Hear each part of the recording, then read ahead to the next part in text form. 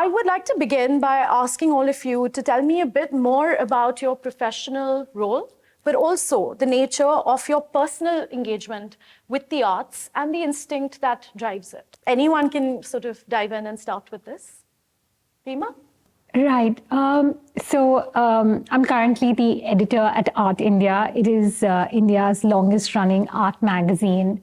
My journey in art actually started as a very young art writer. I used to be an intern with Hindustan Times. And one of the first few assignments that I took on was to visit artist studios and ask them a set of questions. But entering those studios along with a photographer, spending half a day in their personal sanctuary and seeing a whole new world opened up for me. And when the opportunity came to pursue my higher education abroad, I was quite certain that it had to gravitate towards arts journalism. And the UK is such a mecca of art writing, art education, art viewing.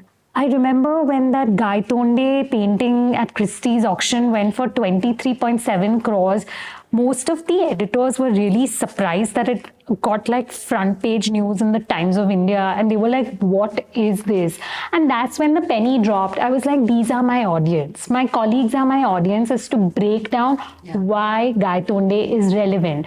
And it's when people read art, and that's when when you receive feedback sitting in a mainstream newspaper, is when you realize people are actually responding to art when you break it down for them. And the moment I dropped this idea of I have to write a certain way, I have to adhere to a few sets of voices in the art world, and I decided to make that my work has to be sitting in the mainstream newspaper, is to make it relevant to everybody who's your local vendor, who is sitting in Kandivali, to an industrialist who's sitting at Nariman Point. And that is my audience sitting in a Bombay daily. And that work continued along when I wrote my book. That work somewhere continues along as the editor of a magazine that has such a long and rich legacy with stalwarts in the arts, right? There were really big shoes to fill. As far as my work is concerned, I would really like to continue breaking down art in terms of making it accessible to a larger audience, because a world that was so fascinating to me at 19, it continues to be fascinating. And through my work, if I can make more and more people get a sense of this world, a taste of this world, I feel that's my work. Well, honestly, in terms of storytelling, I feel like it's the best hook.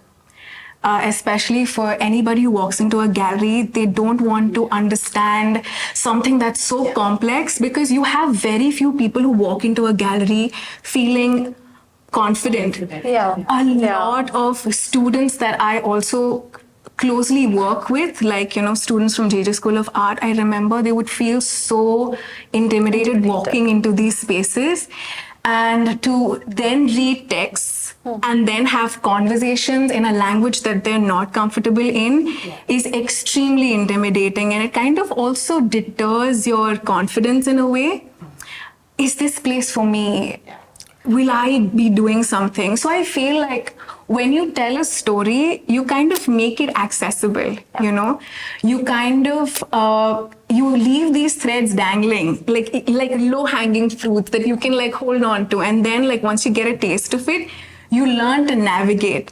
So I feel storytelling is a great hook for audiences to come into an exhibition. They may not understand what an artwork in all its entirety stands for, but the thread is enough for them to then navigate from one artwork to another, from a medium to another. So give audiences enough for them to take something back home. Give them an experience, instead of saying, oh, this is what the show stands for and this is exactly what you have to take back. If you take anything else apart from what is set by the curator, by the artist, you're wrong. Make space for subjectivity.